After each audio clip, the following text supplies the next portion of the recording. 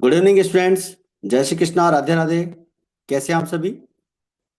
देखिए बच्चों, chapter wise PY की सीरीज की इस क्लास में चैप्टर नंबर 4 में अपना अकाउंटिंग रेशियोज के नाम से आज सेकंड क्लास है। और आज की इस क्लास में अपन दो पेपर सॉल्व करेंगे, 2022 और 2021। और आज की इस क्लास में हम 6 क्वेश्चन तो सॉल्व करेंगे 2022 के, और 4 क्वेश्चन सॉल्व करेंगे 2021 के। जैसे कि आपको पता है कि अकाउंटिंग रेशियोज के नाम से जो अपना चैप्टर चल रहा है, इसके अपन टोटल 31 क्वेश्चन सॉल्व कर रहे हैं। और लास्ट 13 ईयर्स के पेपर अपन सॉल्व कर रहे हैं 2012 से 2024 तक के। अगर आपने पिछले क्लासेस नहीं देखी हो तो आप उनको जरूर से देखें, जिसका लिंक है आपको प्लेलिस्ट का इस वीडियो के डिस्क्रिप्शन बॉक्स में मिल जाएगा। तो चलिए स्टार्ट करते हैं आज की क्लास। आज की क्लास में पहला क्वेश्चन है, if 365 days is divided by the trade payables turnover ratio, it becomes a ratio of average payment period। देखो, एवरेज पेमेंट पीरियड निकालने का फॉर्मूला होता है 365 days upon trade payables turnover ratio. ठीक है। और एक होता है आपका एवरेज कलेक्शन पीरियड, और एवरेज कलेक्शन पीरियड का फॉर्मूला होता है 365 days upon trade receivable turnover ratio. ठीक है। इससे हमारा एवरेज कलेक्शन पीरियड निकलता है। तो इसका आंसर हो जाएगा आपका एवरेज पेमेंट पीरियड। तरलता अनुपात जो होते हैं, यानी कि लिक्विडिटी रेशियो जो होते हैं, उनको हम एसिड टेस्ट रेशियो के नाम से जानते हैं। तो इसका आंसर आप इस तरह से लिखेंगे, तरलता अनुपात को अम्ल परख अनुपात यानी कि एसिड टेस्ट रेशियो के नाम से जानते हैं। एक क्वेश्चन है आपका, question number 3, the inventory turnover ratio of a company is 4 times. 4 times है ये। ठीक है। और it's revenue from operation is 2,40,000। 2,40,000 की आपको रेवेन्यू फ्रॉम ऑपरेशन दे रखी है। एवरेज इन्वेंट्री अपन से पूछी है। देखो, अपन जानते हैं कैलकुलेशन ऑफ एवरेज स्टॉक या एवरेज इन्वेंट्री अपन इसको बोलते हैं। स्टॉक और इन्वेंट्री एक ही बात है। तो इसका फॉर्मूला होता है इन्वेंट्री टर्नओवर रेशियो या stock turnover ratio is equals to cost of revenue from operation upon average stock. अपन इसको इस तरह से लिख सकते हैं, 4 आपको दे रखा है। ठीक है। न्यूमरेटर में अपन 4 लिखेंगे और डिनोमिनेटर में 1 लिख देंगे। कॉस्ट ऑफ रेवेन्यू आपको दे रखे 2,40,000 और एवरेज स्टॉक, इसका अपन क्रॉस मल्टीप्लीकेशन करेंगे तो ये हो जाएगा आपका 4 एवरेज स्टॉक 2,40,000, और एवरेज स्टॉक निकालने के लिए 2,40,000 में अपन 4 का डिवाइड कर देंगे तो ये आ जाएगा आपका 60,000। ठीक है। इस तरह से अपन इसको सॉल्व कर लेंगे। तो इसी तरह से आपको अपना क्वेश्चन जो है रिप्रेजेंट करना है। इसके बाद में नेक्स्ट क्वेश्चन देखिए बच्चों, क्वेश्चन नंबर 4 आपको दे रखा है, if opening stock 40,000, net purchase 1 lakh, direct expenses 10,000, closing stock is 35,000, then calculate of cost of goods sold. बहुत ही आसान है। अगर आपको कॉस्ट ऑफ गुड्स सोल्ड का फॉर्मूला पता है, opening stock plus net purchase plus direct expenses minus closing stock, तो ये आपका ओपनिंग स्टॉक हो गया 40,000, नेट परचेज हो गया 1 लाख, ये हो गया आपका 10,000 माइनस 35,000 आप माइनस कर देंगे। ठीक है। तो आपका आ जाएगा 1,15,000। ये क्या आ गया आपका cost of good sold. Cost of good sold को अपन सीओजीएस के नाम से जानते हैं, और इसका एक फॉर्मूला भी होता है सेल्स माइनस ग्रॉस प्रॉफिट। ठीक है। एक फॉर्मूला ये भी होता है। कॉस्ट ऑफ गुड सोल्ड को अपन कॉस्ट ऑफ रेवेन्यू भी कहते हैं। तो रेवेन्यू फ्रॉम ऑपरेशन यानी कि सेल्स माइनस ग्रॉस प्रॉफिट, इससे भी अपन इसको निकाल सकते हैं। हालांकि इसमें इंफॉर्मेशन जो हमें दे रखी है वो इसी फॉर्मूले की दे रखी है, ओपनिंग स्टॉक वाले की। एक बात ध्यान रखना बच्चों, कभी कभी ओपनिंग स्टॉक ना देकर आपको डिफरेंस ऑफ इन्वेंट्री भी दे देता है, तो उसको भी आपको ध्यान रखना है। ठीक है। चलिए, इसके बाद में नेक्स्ट क्वेश्चन है अपना question number 5, current liabilities of Jatin limited are 60,000। Current liability जो है जतिन लिमिटेड की वो है 60,000, और करंट रेशो दे रखा 3:1 और लिक्विडिटी रेशो दे रखा 2.25:1। Calculate the value of inventory यानी कि स्टॉक। स्टॉक अपने को कैलकुलेट करना है। तो देखो, करंट लायबिलिटी अपने को दे रखी है, तो ध्यान देना आप इधर। करंट रेशो का अपन फॉर्मूला यूज करेंगे। करंट रेशो का फॉर्मूला होता है current assets upon current liability, ठीक। और करंट रेशो आपको 3:1 दे रखा है, उसको अपन लिखेंगे 3/1, ठीक। करंट असेट्स अपने को निकालनी है तो अपन क्या करेंगे, क्रॉस मल्टीप्लीकेशन कर लेंगे। तो क्रॉस मल्टीप्लीकेशन जब अपन करेंगे तो 3 को 60 से मल्टीप्लाई करने पर हमारी करंट असेट्स आ जाएगी 1,80,000। तो करंट रेशो वाले फॉर्मूले से तो अपन ने निकाल ली करंट असेट्स, ठीक है। करंट लायबिलिटी अपने को क्वेश्चन में दे रखी थी। अब लिक्विड रेशो का आपको फॉर्मूला दे रखा है और लिक्विड रेशो के फॉर्मूले से अपन लिक्विड एसेट्स निकाल लेंगे। तो देखो, लिक्विड रेशो का जो फॉर्मूला आपको दे रखा है, लिक्विड रेशो का जो फॉर्मूला है उसे अपन बोलते हैं liquid assets upon current liability, और ये दे रखा है आपको 2.25/1। तो इधर से अपन मल्टीप्लाई करेंगे तो 2.25 मल्टीप्लाई 60,000, तो ये हो जाएगा आपका 1,35,000, ठीक है। लिक्विड एसेट्स हो जाएगी आपकी 1,35,000।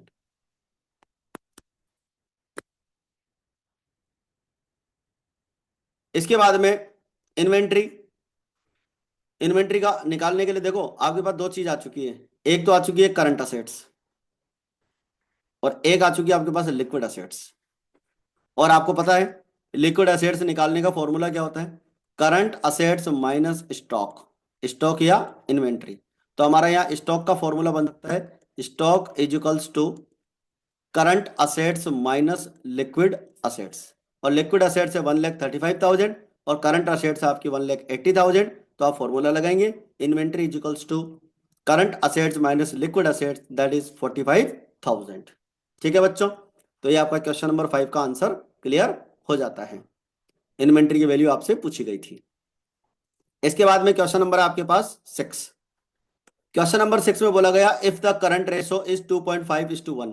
करंट रेशो आपको 2.5:1 दे रखा है, लिक्विडिटी रेशो आपको 1.6:1 दे रखा है, और वर्किंग कैपिटल आपको दे रखी है 90,000। और आपसे पूछा है find the value of current assets, current liability and stock, ठीक है। बिल्कुल एग्जाम्पल से रिलेटेड क्वेश्चन है तो आराम से इसको अच्छे से देखिएगा। तो calculation of current assets, current liability and stock. सबसे पहले जो गिवन है उसकी बात करें। करंट रेशो में गिवन है 2.5:1, तो अपन इसको लिखेंगे 2.5।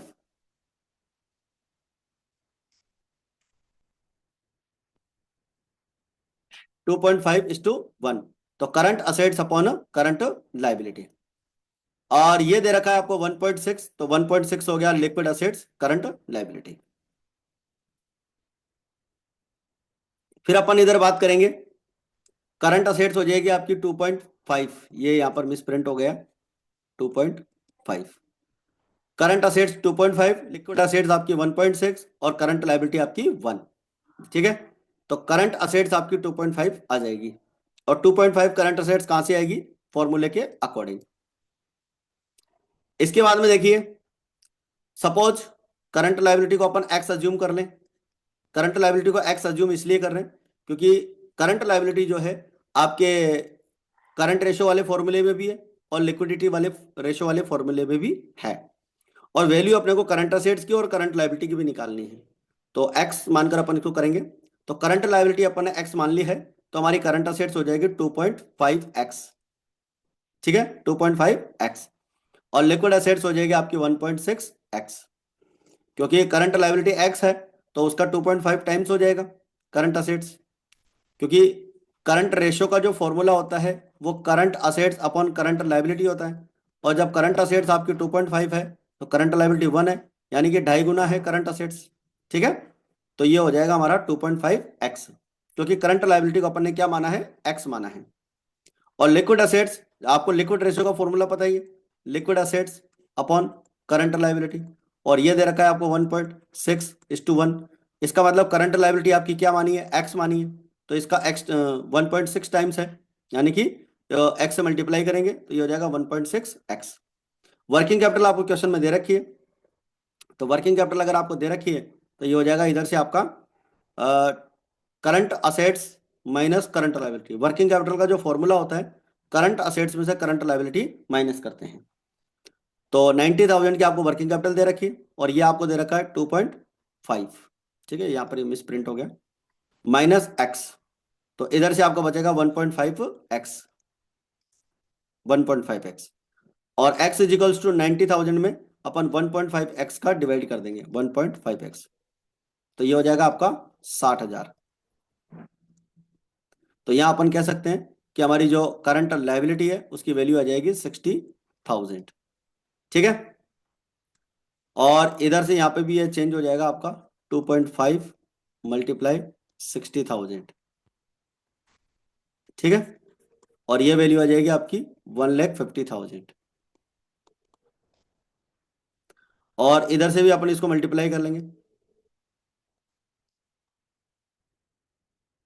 ठीक, लिक्विड असेट्स, और ये हो जाएगा आपका, एक बार इसको मल्टीप्लाई कर लेते हैं, आपका 96,000। ठीक है, ये हो जाएगी आपकी 96,000। तो 96,000 आपके लिक्विड असेट्स आ जाएगी, और करंट असेट्स आ जाएगी आपकी 1,50,000, और करंट लायबिलिटी आपकी आ रही है यहाँ पर 60,000 रुपये, 60,000। और करंट असेट्स निकालने के लिए आप क्या करेंगे, सॉरी, स्टॉक निकालने के लिए क्या करेंगे, current assets minus liquid assets. ठीक है, ये भी यहाँ पर मिस प्रिंट है। तो करंट असेट्स कितनी है, 1,50,000, और ये कितनी है, 96,000। तो कितना हो जाएगा, माइनस कर सकते हैं आप इसको,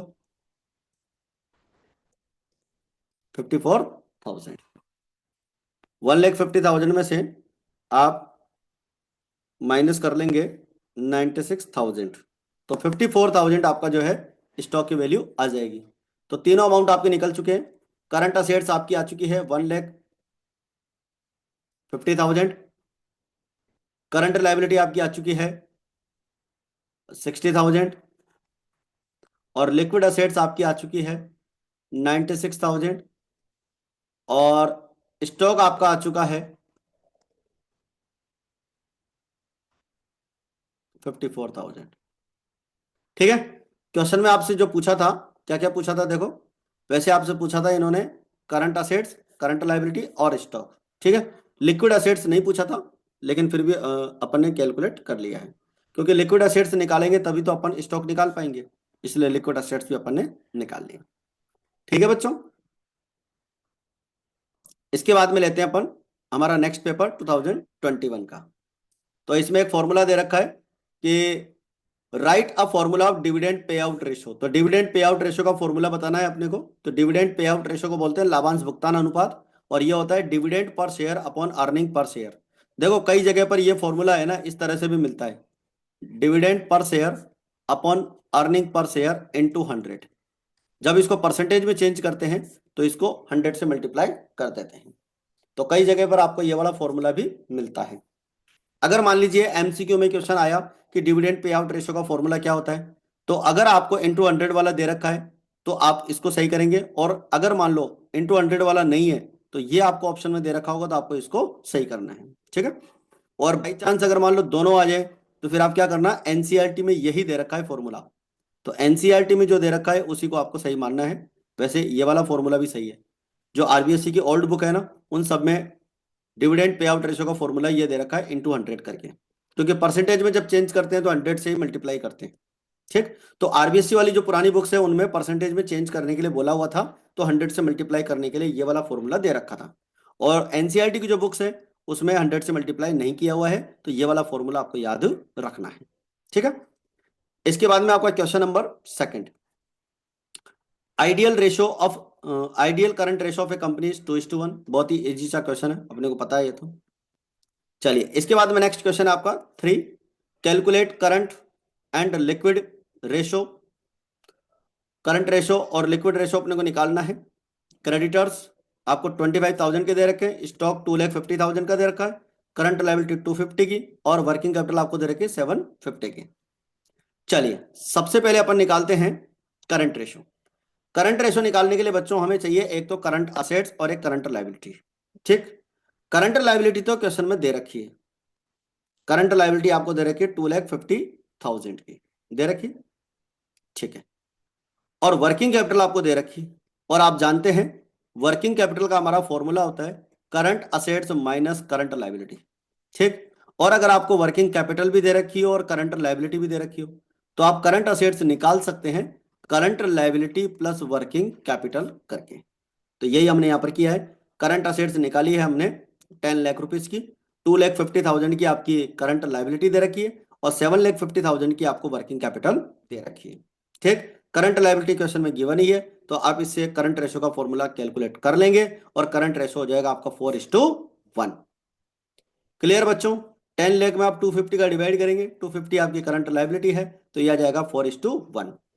लिक्विड रेशो की अगर बात करें तो उसके लिए हमें चाहिए लिक्विड असेट्स।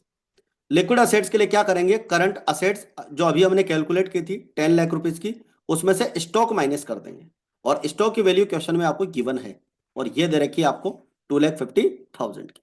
ठीक है। और करंट क्रेडिटर्स का कुछ नहीं करना है क्योंकि क्रेडिटर्स करंट लायबिलिटी में ऑलरेडी इंक्लूड है। तो यहां पर आप कंफ्यूज मत होना कि क्रेडिटर्स का भी कोई यूज होगा क्या, कोई यूज नहीं होगा क्योंकि ये करंट लायबिलिटी के अंदर ऑलरेडी इंक्लूडेड है। चलिए इसके बाद में हमारे पास में क्या हुआ कि लिक्विड असेट्स आ चुकी है 7,50,000। Liquid ratio 7,50,000 upon 250 3:1। Next question number 4 लेते हैं अपन। क्वेश्चन नंबर 4 में देखो अपन से क्या क्या पूछा है। Following are the information given below.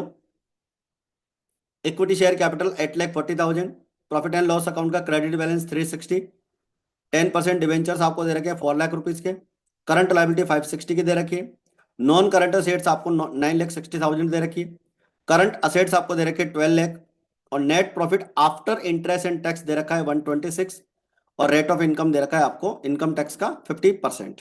ठीक है। तो 3 रेशो पूछा है, एक तो डेप्ट इक्विटी रेशो, एक प्रोप्राइटरी रेशो और एक इंटरेस्ट कवरेज रेशो। चलिए वन बाय वन करके स्टार्ट करते हैं। तो देखो सबसे पहले निकालेंगे डेप्ट इक्विटी रेशो। डेप्ट इक्विटी रेशो का फॉर्मूला होता है डेप्ट अपॉन इक्विटी और डेप्ट का मतलब यहां पर है लॉन्ग टर्म डेप्ट्स। ठीक है। कई जगह पर क्या होता है, कुछ बुक्स में आपको यह भी मिलेगा टोटल डेप्ट्स भी मिलेगा।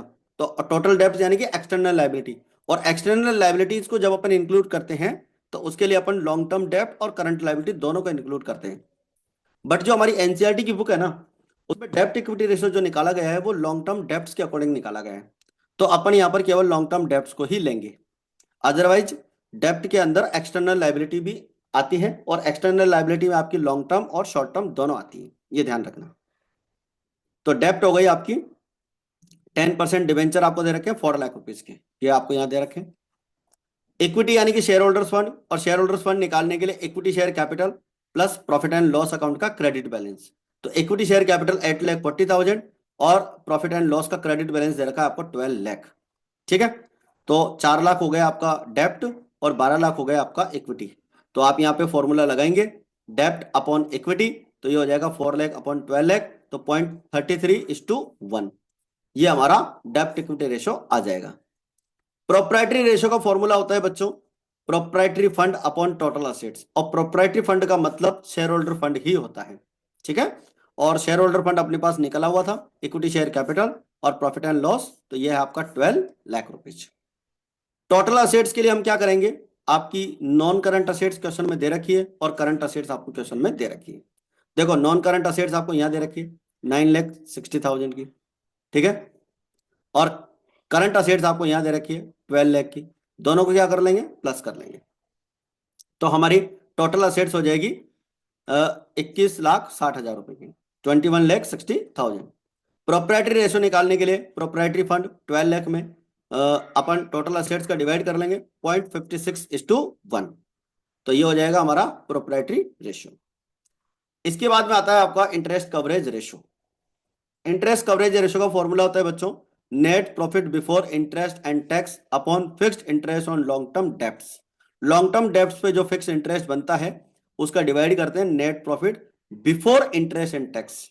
इसका मतलब ये होता है कि नेट प्रॉफिट में से इंटरेस्ट और टैक्स घटाने से पहले का जो प्रॉफिट है वो लेना है।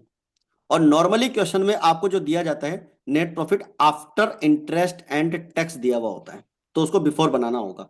ध्यान दीजिएगा कैसे बनाएंगे, इसमें कई बच्चों को कंफ्यूजन रहता है तो वो यहां पर दूर कर लेना। देखो सबसे पहले हमें निकालना है नेट प्रॉफिट बिफोर टैक्स। और net profit before interest and tax निकालने के लिए क्वेश्चन में गिवन है net profit after interest and tax, और ये दे रखा है 1,26,000। 1,26,000 आपको दे रखा है आफ्टर इंटरेस्ट एंड टैक्स, मतलब टैक्स भी माइनस हो चुका है। ठीक है, अच्छा टैक्स कितना माइनस हो चुका है? 50%।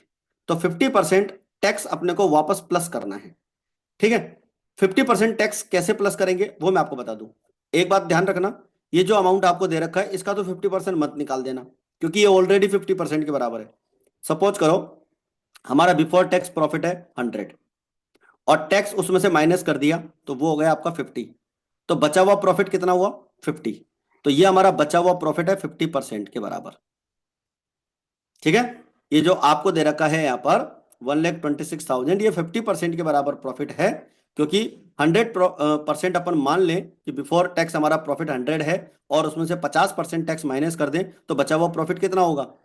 50%। तो बचा हुआ 50% 1,26,000 के इक्वलेंट है, तो टैक्स का अमाउंट भी कितना होगा? 50,000 ही होगा, मतलब 50% ही होगा।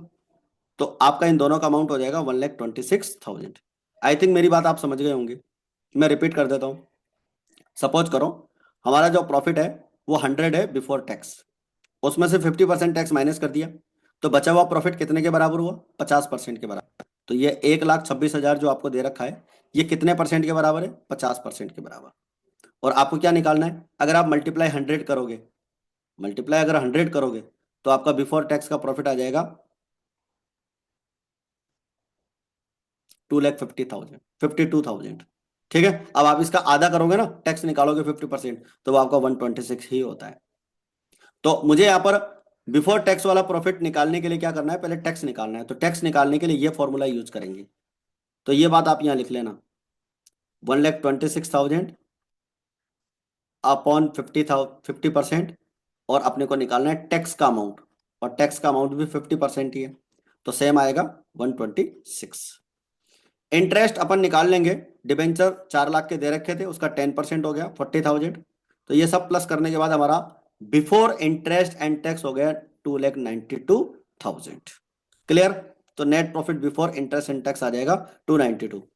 और इंटरेस्ट कवरेज रेशो निकालने के लिए 292 आपका before interest and tax upon 40,000, 40,000 हो गया आपका 4 लाख का 10%, 7.3 टाइम्स।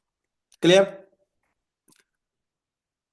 इसके बाद में एक क्वेश्चन अपने को और दे रखा है, थ्योरी का क्वेश्चन है हमारे पास में।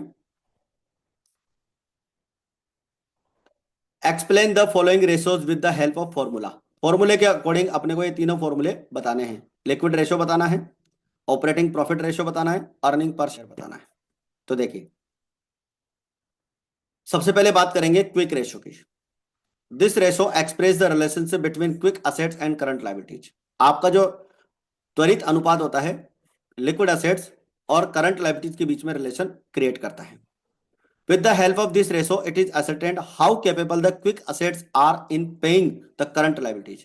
इससे ये पता चलता है कि जो हमारी लिक्विड असेट्स हैं करंट लायबिलिटीज का पेमेंट करने में कितनी कैपेबल है। और कंपनी की वेरी शॉर्ट टाइम में, वेरी शॉर्ट पीरियड में अगर सॉल्वेंसी निकालनी हो तो वो अपन इसी रेशो से निकालते हैं। This ratio is also called acid test ratio. इसको अपन एसिड टेस्ट रेशो भी बोलते हैं, और इसका जो आइडियल रेशो होता है वो होता है 1:1। और इसके अगर फॉर्मूले की बात करें तो वो होता है हमारा liquid assets upon current liabilities. तो liquid assets upon current liabilities हमारा लिक्विड रेशो हो जाता है। इसके बाद में नेक्स्ट रेशो है आपका operating profit ratio. Operating profit ratio, this ratio expresses the percentage relationship between the operating profit and the revenue from operation of any company. यानी किसी भी कंपनी का जो ऑपरेटिंग प्रॉफिट होता है और रेवेन्यू फ्रॉम ऑपरेशन होता है, उसके बीच में जो परसेंटेज वाला रिलेशन अपने को निकालना है वो होता है आपका ऑपरेटिंग प्रॉफिट रेशियो। और ऑपरेटिंग प्रॉफिट रेशियो जो होता है ऑपरेटिंग प्रॉफिट को रिप्रेजेंट करता है, और इसकी कैलकुलेशन अपने को करनी है तो फॉर्मूला होता है आपका operating ratio upon revenue from operation into 100। और एक फॉर्मूला इसका और होता है 100 माइनस ऑपरेटिंग रेशियो। तो इस तरह से अपन इसको कैलकुलेट करते हैं। ये हमारा ऑपरेटिंग प्रॉफिट रेशो हो जाता है। इसका फॉर्मूला आपको ध्यान रखना है, दो फॉर्मूले हैं इसके। अगर आपको ऑपरेटिंग रेशो दे रखा है उसमें से 100 में से माइनस कर दीजिए तो ऑपरेटिंग प्रॉफिट रेशो आ जाएगा। और अगर मान लो ऑपरेटिंग प्रॉफिट रेशो दे रखा है और आपसे ऑपरेटिंग रेशो पूछता है तो आप 100 में से ऑपरेटिंग प्रॉफिट रेशो माइनस कर दो तो आपका ऑपरेटिंग रेशो आ जाएगा। चलिए इसके बाद में नेक्स्ट है हमारा earning per share. Earning per share जो होता है बच्चों, this ratio represents the relationship between the profit available for equity share holders. Equity share holders के लिए जो प्रॉफिट अवेलेबल है और नंबर ऑफ इक्विटी शेयर्स है उनके बीच में रिलेशन क्रिएट करता है। This ratio is very important from the point of view of equity share holders and also for the price of the share in the stock market. ठीक है, ये जो ratio होता है आपका प्रति अंश अर्जन, ये समता अंशधारकों के दृष्टिकोण से और अंश बाजार में यानी कि स्टॉक मार्केट में जो शेयर्स होते हैं उसकी प्राइस के लिए भी बहुत इंपॉर्टेंट होता है। इससे कंपेयर करने में हेल्प होती है। It is also involve in the comparison with the others to find out its potential and stock support. The ratio is calculated as follows. इसका जो फॉर्मूला होता है वो होता है हमारे पास में प्रॉफिट अवेलेबल, एक minute, profit available for equity share holders upon number of equity shares. तो profit available for equity share holder कैसे निकालेंगे? नेट प्रॉफिट आफ्टर टैक्स में से dividend on preference shares minus कर देंगे। प्रेफरेंस शेयर्स का जो डिविडेंड होता है वो फिक्स रेट से होता है, वो अपने को दे रखा होगा, उसको माइनस करेंगे नेट प्रॉफिट आफ्टर टैक्स में से, तो हमारा profit available for equity share holders आ जाएगा। ठीक है बच्चों, तो ये थी अपनी आज की क्लास। और आज की क्लास में जो भी क्वेश्चंस अपन ने किए हैं, किसी में भी आपको कोई डाउट लगे तो आप जरूर से पूछिएगा। और चैनल पे अगर आप नए हैं और आपने सब्सक्राइब नहीं किया है तो आप जरूर से सब्सक्राइब करें। ठीक है बच्चों, तो आज के लिए फिलहाल काफी है इतना। मिलते हैं फिर अपन नेक्स्ट क्लास में। जय हिंद, जय भारत।